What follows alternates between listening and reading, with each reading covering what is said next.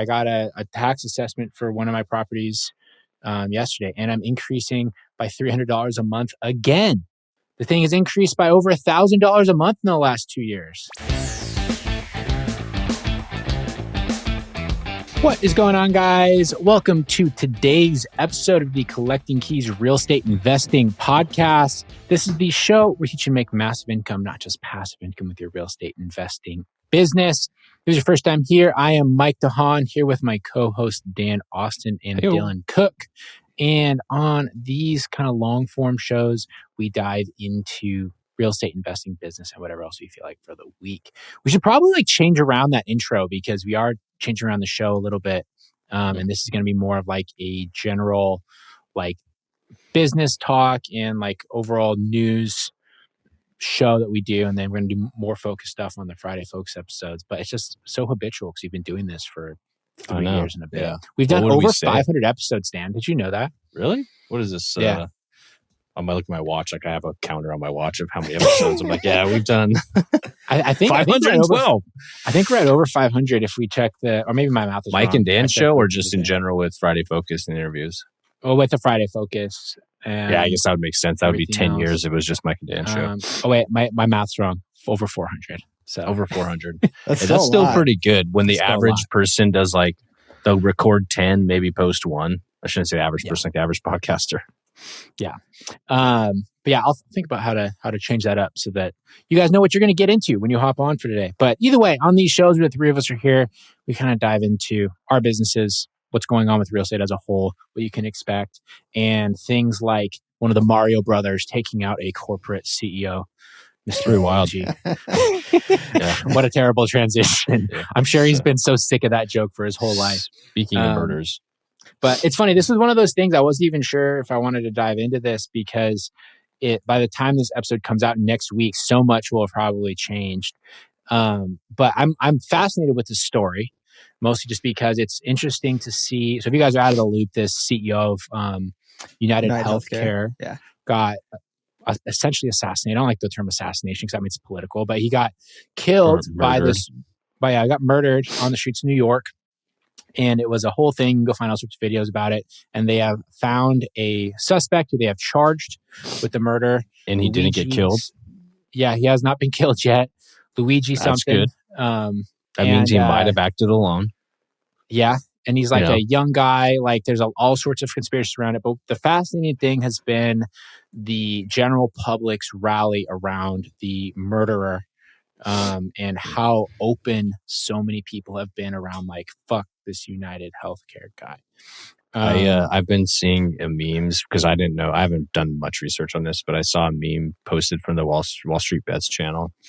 It was trying to compare the dude who tried shooting Trump and that guy, and he's a super sexy looking dude versus the guy that tried to assassinate Trump. And they're and then I don't remember what argument was our killer, as far as politicizing red versus blue is something our killer is super sexy, and I can't remember which side they were voting for, but I was this is getting crazy. Well, the thing is that's interesting, honestly, is the only people that I've seen that seem to be coming out openly in favor of the CEO are other super rich people, right? Yeah. And a lot of the general political commentators that I've seen out there, go and look up, especially conservative people, that their whole message is around sort of creating division, and this is what the libs are doing. They have been creating this stuff about why the left is so supportive of the murderer in this. And the thing that's been very interesting is so many people that fall on the red side of the aisle are coming in and say, hey, this has nothing to do about left or right. I guess I'm left now, according to you. This is purely based on wealth inequality that they are experiencing and how they are perceiving the United Healthcare system and health insurance specifically as completely making this nightmarish healthcare scenario in the United States. And what's been so interesting is also there's this unification that is happening amongst those of us that are not the ultra wealthy. And it's kind of I don't know what's going to lead to. By the time this episode comes out next week on the 17th, I have no idea what it's going to look like. He will hang himself in jail. Probably. Who knows? Hopefully not. the number one comment like social media channels was like, sorry, prior authorizations needed for prayers and remorse. And I don't know if you know like prior authorizations are, but it's like when your claim gets like denied or like you have to go through special coverage. Yeah. And it's just like that's kind of the, I don't know, the feeling and culture around some of this right now. The insurance, Mike and I chatted about this the other day. The insurance thing is scummy. It's shitty. We all know that. Dylan, you probably the most experience with this just with your medical background. I don't know where I fall because, like I said, I haven't been following this, but my belief is like, yeah, fucking insurance sucks. I think that there needs to be some massive reform there. It's more complicated than any of us can even imagine. It's complicated on purpose. Yeah, probably, but it's even then, it's so much more complicated to do, and it's not as easy as probably most people think. I definitely think that it's like it's reminiscent of a third world country when you're okay to support assassinations of people, even if they're rich, wealthy people. I mean, I wouldn't support like murdering poor people either, you know, versus murdering wealthy people. The guy's definitely an asshole. Maybe they should have beat him up instead. That's more accepted in my book. But murdering is kind of like a... Well, I think the weird part is like the suspected, alleged murder is from a wealthy, affluent family. Yeah. But he's like, fuck those rich people. Yeah. Yeah, it just does. Something's not lining up. But, like Mike said, everything will change, a week from now. Yeah. Totally. If he's not dead yet, I have a sense that he acted alone. Like and what I mean by that is like with like the most recent one, with like the Trump assassination, there you could make an argument that that kid that tried to shoot Trump at that rally was being influenced or radicalized by the government. Mm-hmm. And the only reason you can say that is because he's dead. Yeah. There's no like, because of course that's what somebody would want to do, is they would want to kill him off. And so in this case, this guy's still alive. Maybe it's because he did act alone, and maybe he's just really passionate about insurance. Yeah. Either way, every time something like this comes up that sort of captures the attention of everybody, and there's so much media behind, there's all these different things, I always go, what else is happening that they don't want behind the scenes focusing on right now? Yeah. Like over in Syria, they had the fall of Assad. And like that entire thing just disappeared. That's pretty wild. His plane just disappeared off the face of the earth while it was mid-flight, and like they have it on a flight tracker basically doing like a rapid deceleration. Like all this that would not have been an assassination for sure. Definitely not an assassination. Yeah, definitely no not, way. Not Putin, no way. I'm being facetious here. Somebody that whole Syria thing is wild. Like just in general, like so, why and what's you going have like it. That scenario going on. You have South Korean president trying to declare martial law and basically an attempted coup by the military there. I don't know if you guys saw that video of that lady. She's one of like the senators or whatever their version of it is. But the dude literally has their gun on her chest and she's like shoving him away and just like yelling at him. And I was like, none of our fucking people would do that. No way in hell. Can you imagine like our reps, if like there was someone pointing a gun at them, they would fold in 2 seconds. Dude. Oh yeah. 100%. But you have like stuff like that going on. You have all the shenanigans going on with like Musk and all the fucking billionaires that are just putting themselves in these weird positions, to start influencing things. I mean, it's like there's an underlying theme of like the wealth inequality because it's at like how worse it's been in really like 30 to 40 years. And there's that K-shaped recovery we've talked about on the show before where the rich keep getting richer and the poor people who are still like getting tighter and tighter. And I guess the moral of the story is I don't really see it getting any better anytime soon. No, I don't. And, in like big picture for those of us that, and this is the thing that I think is an interesting point to remember for people that like are listening to this show that are trying to like build real estate business and do these other things, is we can look at like people that are in our general circle and be like, we have more money than them, more opportunity. They need to kind of figure these things out. Big picture, we are closer to those people than all of the ultra wealthy, right? Yes. So it can, I see this a lot with like GoBundance guys, where they tend to be super supportive of like kind of like the ultra successful. Understand that like just because you're worth a few $1,000,000, you're nothing compared to the people that are worth billions of dollars. Like they will, $1 billion, not even like a rounding error in their books, right? And so like when these people are doing weird stuff, like it'll affect us very heavily. What's that? Why do you even try then? That's like a good question. Just a rounding error.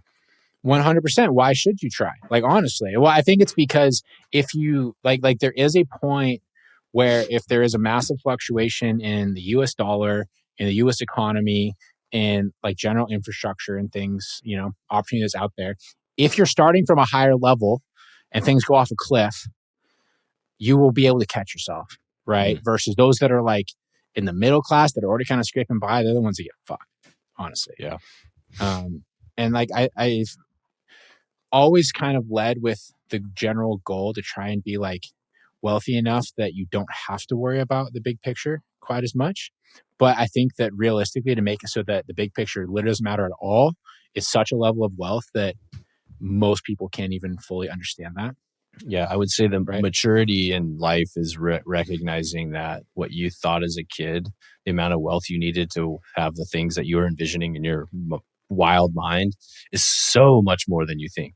And when I say so much more than you think, that is a different number for everybody, but it's still like 10 million is not a lot of money to do the things that you think you wanted to do. You're not flying on a private jet with 10 million.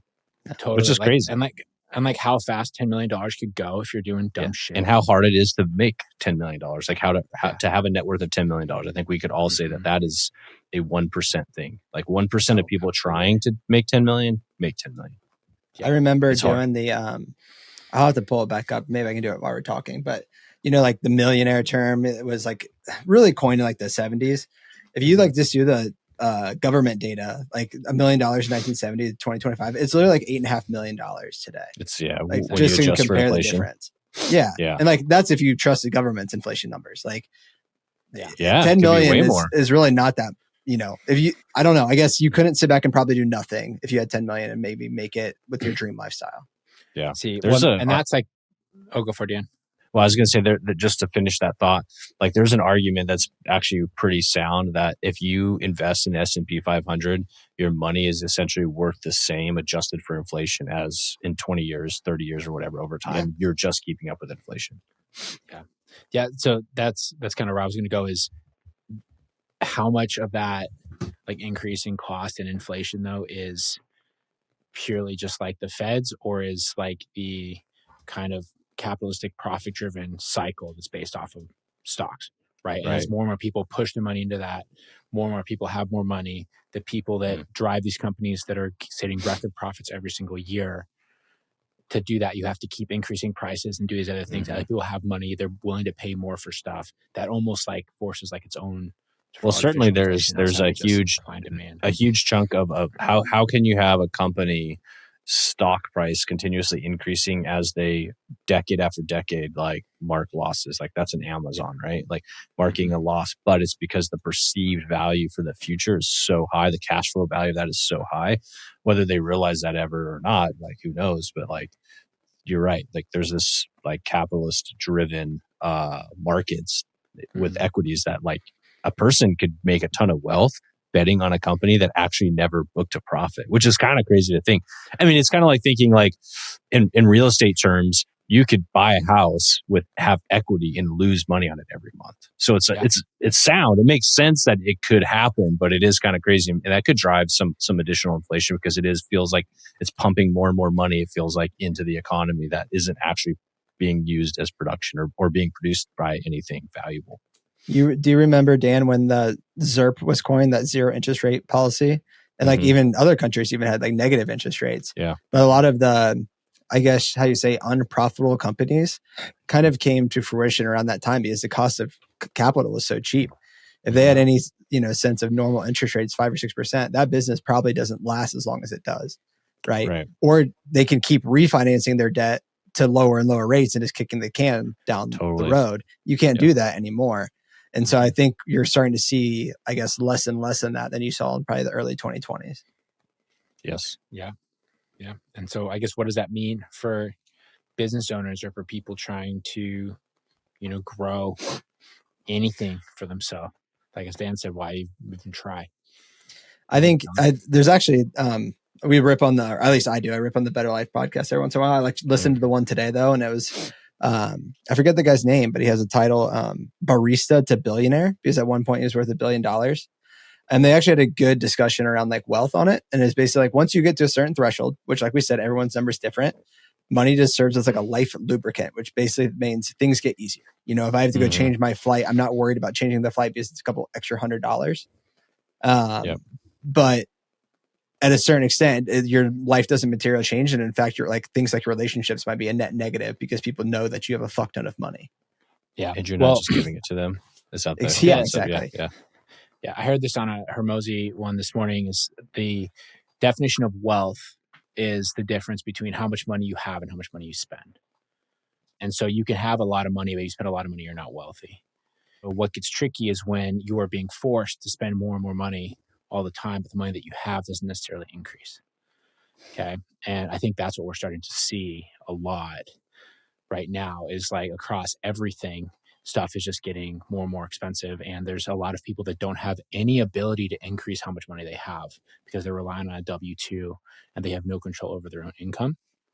And that's where it gets kind of scary, right? So like you're looking at some of the stuff that you sent over, Dylan, for this, talking about like, you know, property managers going sideways and some of the issues that are coming from things like that, right? Those are issues that you could previously have dealt with, but now even as someone that has money and has opportunities, that becomes a much larger problem because things are more expensive to deal with, you know, or mortgage rates, like looking at being average, what'd you say, 6.7% on 30-year fixed is the average right now. That's creating like a forced expense for people that are significantly higher than they were. And then even people that are like kind of well off, they're becoming less wealthy just by basically forced increase in their expenses. I mean, I got a tax assessment for one of my properties yesterday, and I'm increasing by $300 a month again. Yep. The thing has increased by over $1,000 a month in the last 2 years. I just had, I have a 13-unit mixed use building, and I just got notice, I think 3 days ago, that my insurance company is like no longer renewing. There's like basically we don't want to insure this building anymore. No other reason other than we just don't want to. And so I'm getting quotes ever since. And at a minimum, I'm going to have a 40% increase in insurance premiums. Damn, that sucks. That's like kind of all over the board, right? And the property management one is like, you know, in theory, you make a good business decision. Like, okay, if I don't have to do property management, I can spend more time on business. I can spend the time making calls and make $10,000, $20,000 assignment fee. But now I have to dive back into the property management side. I have a $400,000 hard money loan that's cost me $4,000 a month since July. Okay. Dude, so what's that? That's a lot. 5 months. That's 20 grand just in extra costs that have been sitting there because they aren't filled yet. Yeah. So that's a lot, man. And stuff like that happens everywhere, right? Like, you know, like the property taxes, we had the big increase in my neighborhood.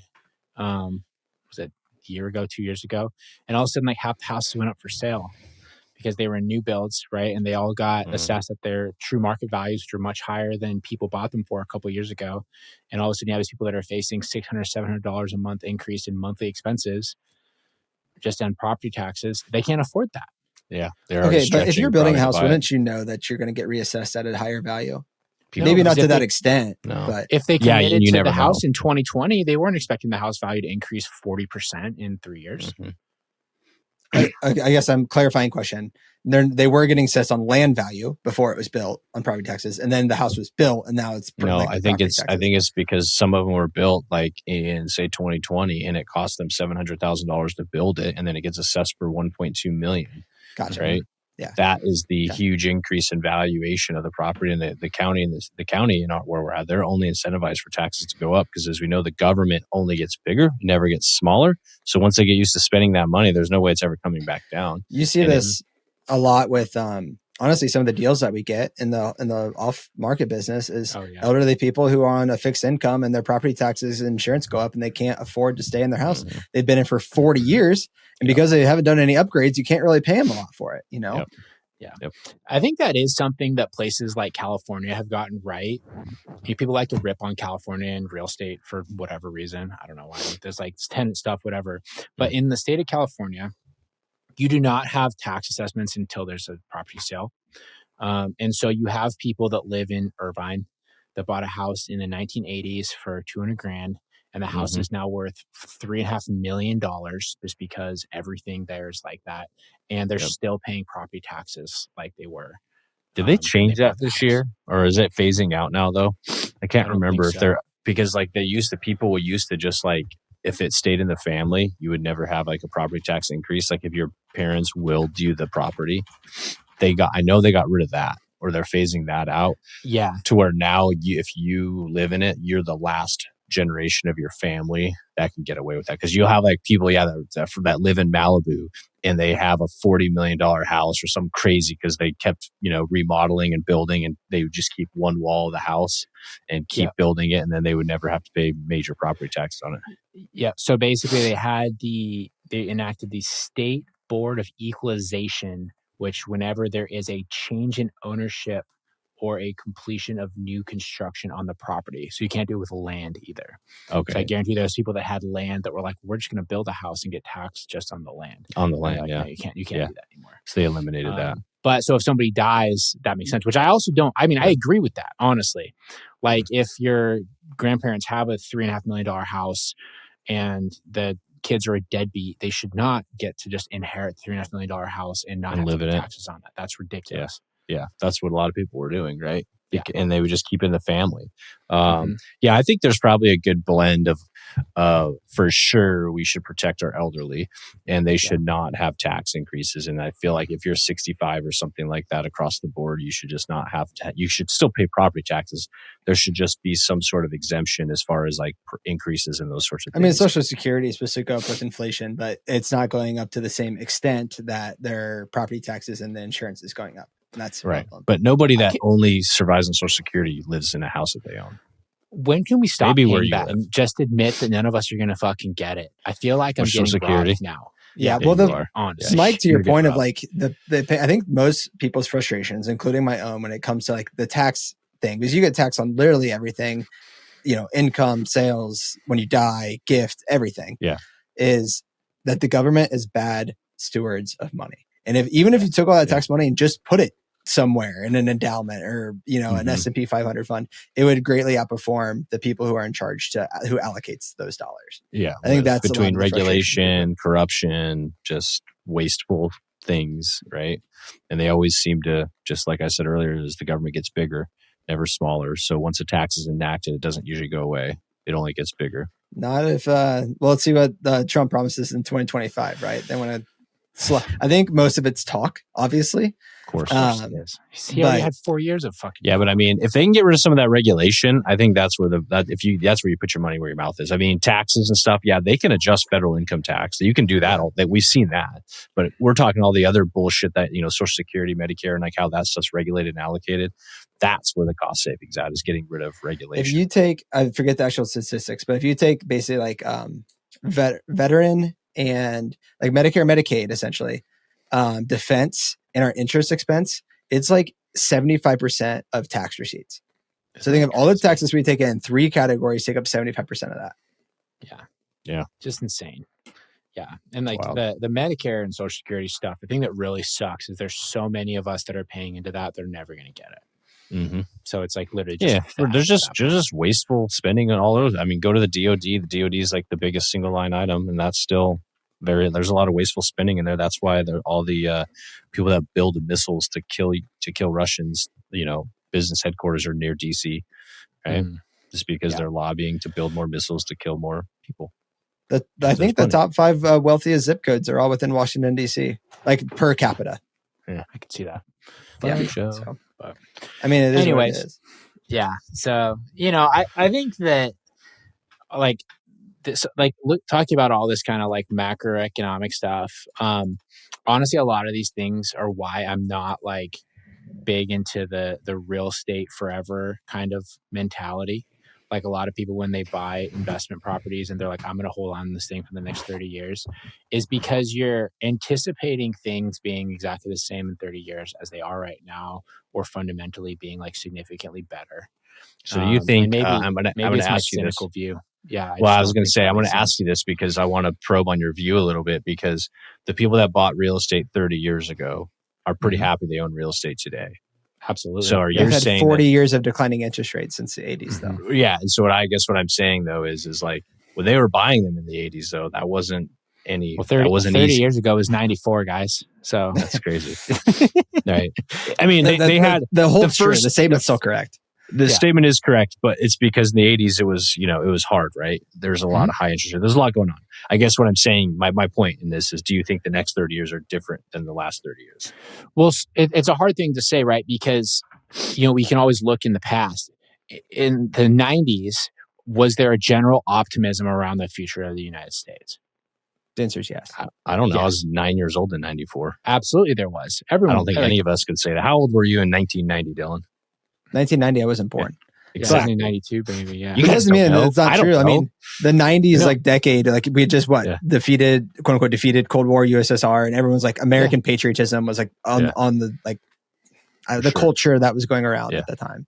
Yeah. I would say there was a general optimism around the United States all through the 90s. I think in 2001, right, when there was 9/11, things kind of took a little dip, but there was still this strong American patriotism. Everyone has the memories of all the American flags, and everyone was like, yeah, we're going to go kill Osama bin Laden. That was a huge thing when I was in college, right, when we got Osama bin Laden. And then over the last decade or so, it's kind of started to trend down. Really since honestly 2008, it's probably had a little bit of a downward projection, but we've obviously made a lot of money in that period of time. Yep. But it's is it realistic for that to happen again? I don't know. Nobody knows the future. You can make your own opinions on it. Yeah. I think the biggest difference now versus the 90s is, thanks to the internet and everything else, is things can change significantly faster. Yep. Right? Because honestly, how many freaking cycles of whatever have we had since 2018? Every year is different. Right. But there's so many threads that this can touch on, because you can talk about the culture, but it's a chicken or the egg. What comes first? Yeah. Because a lot of economic people would say, hey, ever since 2008, the great financial crisis, and we gave the Fed and the Congress so much authority over the money system that the reason why we have more and more cycles every year is because they're fucking with it. They're controlling the QE wasn't a thing. Quantitative easing wasn't a thing until 2008. Yeah. Right. So now they're messing with all these policies, trying to manage it and get it right and get it correct. And I think that's an unsolvable problem. Right. And the more they interfere, the more of these peaks and troughs we're going to have, which therefore that goes into the culture and the nihilism that I think you're alluding to. Why do I care about anything else when I can't even afford to live myself? Right. It's kind of the ethos that's out there. I think another big difference from the 90s versus now is it's not even just the American optimism, but generally there was a lot more stability in a lot of the other sort of developed countries that we have relationships with. Right. Versus now, where a lot of the countries that have gone through the same sort of rise and fall of, having quantitative easing and all sort of stuff. They had the collapse in Europe where they had to bail out Spain and Greece and all this sort of things. All that stuff is a problem that still exists that did not happen in the 90s. They were fresh out of the wars at that point. Sure. All the the Balkan conflict, all that stuff had ended. They were on the post-war frenzy, and that's all now gone. But anyways, so here's my opinion, because if it gets as bad as the trend, right, is America's going down, is what I'm hearing, and if it gets bad enough to that point, it's it doesn't matter if you got $10 million, $5 million, you're out on your ass, right? If it happens in the next decade and a half, I still got it. I will win. I will make sure that I take mine and get mine from other people. When it's apocalyptic, I feel confident. I'm good. I'm skilled. I'm also willing to do some messed up shit. So, I'll fight for my family. I'm staying in your bunker, Dan. I'm going on the offensive, right? But I live 2 minutes from Dan, so I can just pop over there. Right. So my point is if that's the only other alternative, then why not be bullish on, maybe not just real estate specifically, but bullish on America, because the alternative is actually pretty bleak. So I'm just going to believe in optimism and say we're going to do pretty good shit. I mean, a good example of American, we still got it, is, you probably don't even know this, but Elon Musk built the largest supercomputer in the world just this year, doing stuff that people were saying is impossible. The physics of it aren't possible. And Elon Musk was just Okay, cool. And so he spent this year solving the problem and 100x what people thought was possible with a supercomputer. And that's just one dude randomly doing shit. Imagine a company like NVIDIA being like, holy shit, it is possible. And that, you know what I mean? And so the I think that capitalism is still like heats at innovation, which I think is kind of what you're hitting at, which is good. Right. We still have people able to do it.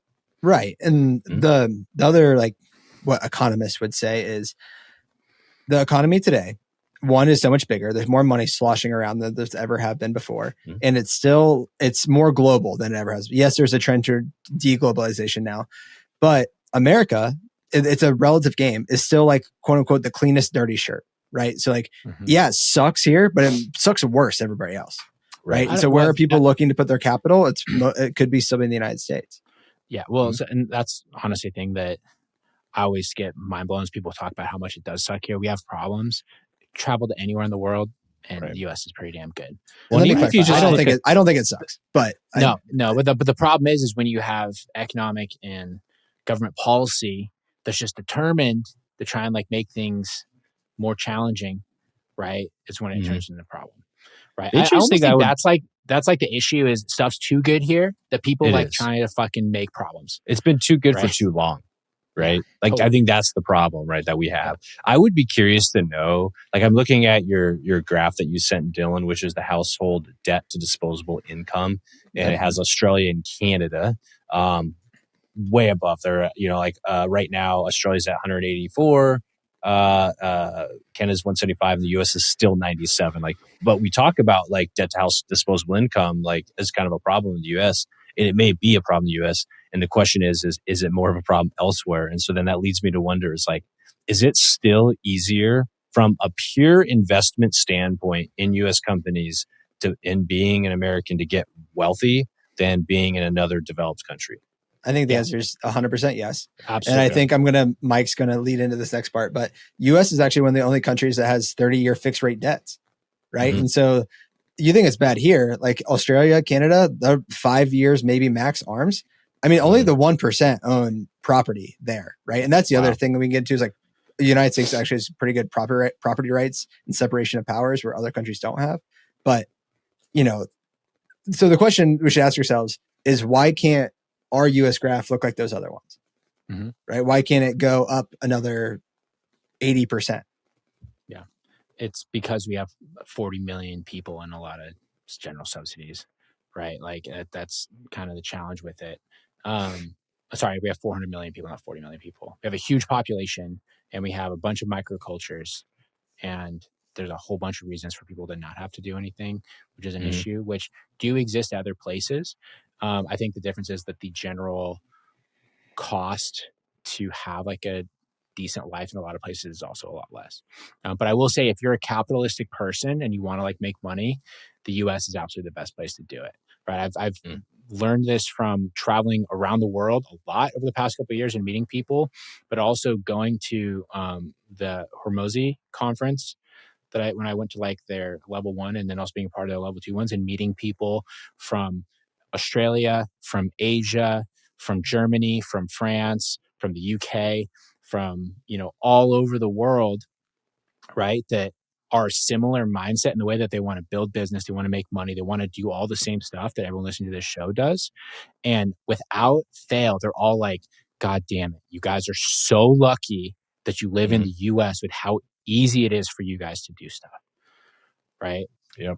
And that's something that a lot of us take for granted. But the problem is that if you're not that kind of person, it's a pretty rough place to be in the US because you are kind of left out on your own. Is it rough or is it just not as cool because you're standing next to the cool kids? You just aren't a cool kid. That's a very valid point. Because it's like the contrast, right? It's like, because I strongly believe that there is nobody going hungry in the US. There is food insecurity because some people, especially children, don't understand how to get access to many of the things that they need access to. But if you really wanted to, you could gain access. I think rural areas are like a big area where food insecurity is a big part because they don't have the same social services as a city, whatever. However, like in general, like the homeless people aren't going hungry in our country, but you go to other countries, there's actual people starving. At the bottom threshold, right? Like there's people that like aren't eating much. So I think we're pretty high up on the totem pole here.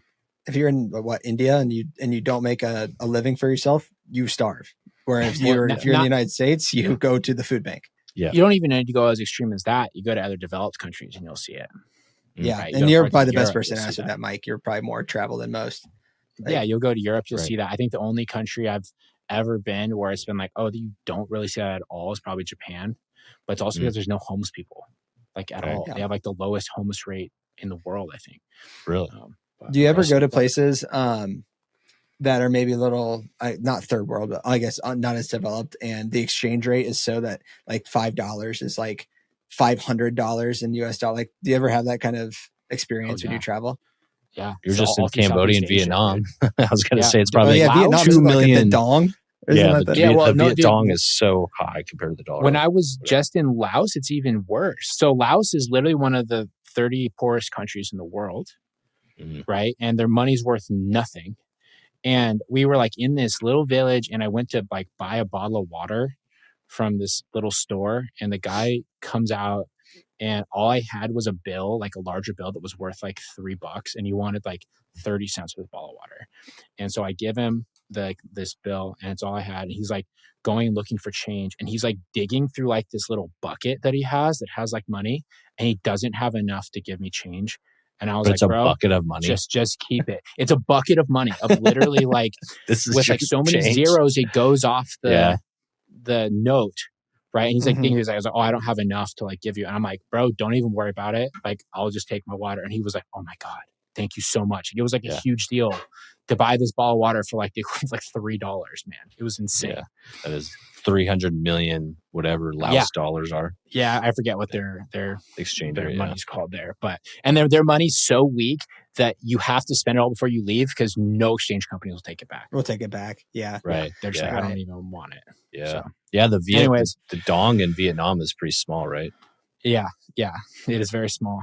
I see what you did everywhere there, you go. There's little dongs. It's a very small fraction of the dollars, right? Because dollars are big money over there.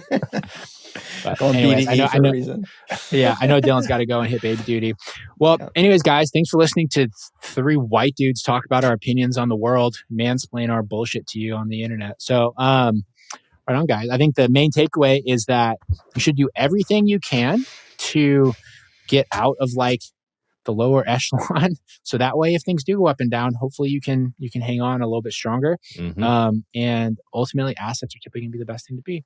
And if you are not bullish on the United States, I don't know, explore investing in other places, buy Bitcoin, do things that will de-lever you from the US a little bit, and there's no harm in that. But right on, guys. Thanks for listening. We'll talk to you guys next week.